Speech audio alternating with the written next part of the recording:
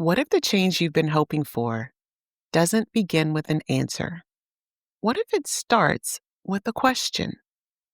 Hey, it's Melissa, and this is my question for you.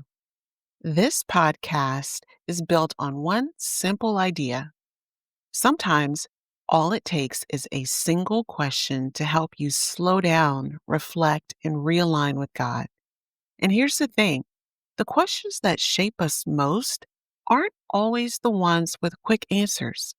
They're the ones that linger and tug at your spirit until you take the time to pause. So today, my question for you is this: is your check engine light on? Not the one on your car dashboard, but the one inside your soul. Because just like a car, our spirit gives us warning signs, moments when something just feels off, but we keep pushing through anyway. And if we ignore those signals long enough, sooner or later, we just might break down.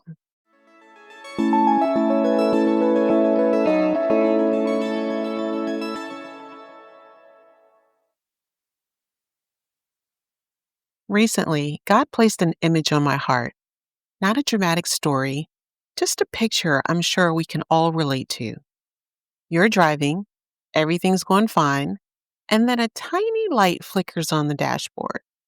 The car's still moving, so if you're anything like me, you say, I'll just deal with it later. Later becomes days, then weeks, and what could have been a small adjustment becomes a bigger and more expensive repair. Our souls do this too. Stress, fatigue, irritability, feeling disconnected, these are all little lights that ask for attention.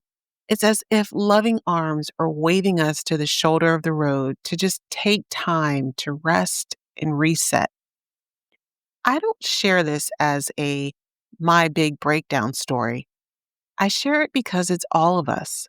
And when I sit with this picture, I hear God's heart whisper, you don't have to wait for the car to start smoking to slow down and stop. And here's the truth about that warning light: it's not judgment, it's mercy. It's a gift. It's a signal designed to save us, not to shame us, to pull us back before the damage gets any greater. God's Spirit often works the same way: a nudge, a conviction, a restlessness that says something's not right, something needs attention. But how often do we explain it away? How often do we push past exhaustion and call it just being strong, or excuse our disobedience as being too busy? And this isn't just an idea for us today. The Bible gives us clear examples of how God invites us to pause and respond to these same signals.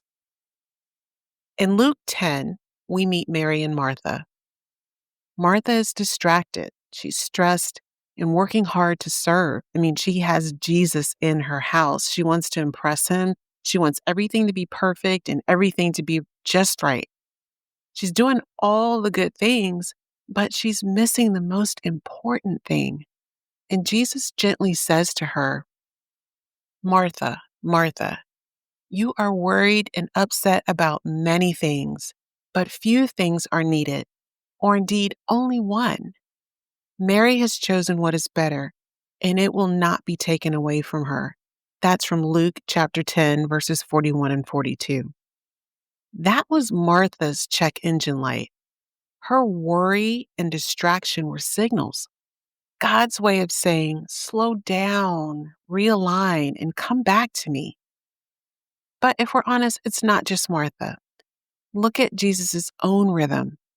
In Mark chapter 6, verse 31, after a stretch of ministry and just being out and about with his disciples for a long period of time, Jesus told his disciples, come with me by yourselves to a quiet place and get rest. Even Jesus built rest into his rhythm. And then in Luke chapter 5, verse 16, we see that it clearly says, Jesus often withdrew to lonely places and prayed. So if the Son of God pause to pull over and realign, so should we. And then his invitation in Matthew chapter 11, verses 28 through 30 say it best. Come to me, all you who are weary and burdened, and I will give you rest. You will find rest for your souls. That's not judgment. That's mercy. That's Jesus waving us over to the shoulder of the road, saying, don't push until you break. Let me restore you. Let me give you strength. So, once again, my question for you this week is this. Is your check engine light on? Have you been ignoring a warning, a feeling you've been brushing off, a habit you've been justifying, or maybe a distance from God that you've stopped noticing? You don't have to wait for a crash to change. Sometimes all it takes is pulling over and letting God look deeper and releasing what you weren't meant to carry. So, if you have a journal nearby, I want you to write this down. What signs, whether they're spiritual, emotional, or practical, have you been ignoring? What would it look like to pause and reconnect with God this week? And here's a simple prayer you can carry with you, a reminder that you can pull over anytime. God, I pause with you. I breathe in your peace. Help me to find rest in you.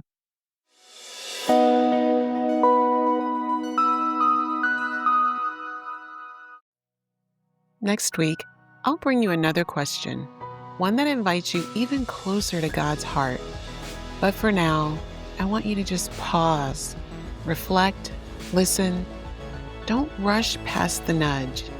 Don't ignore your check engine light. Pull over and let God speak to you. Until then, keep asking, keep listening, and trust this. God doesn't just point out what's broken. He restores what's lost. He renews what's worn out. And He's already leaning in, waiting for you to respond.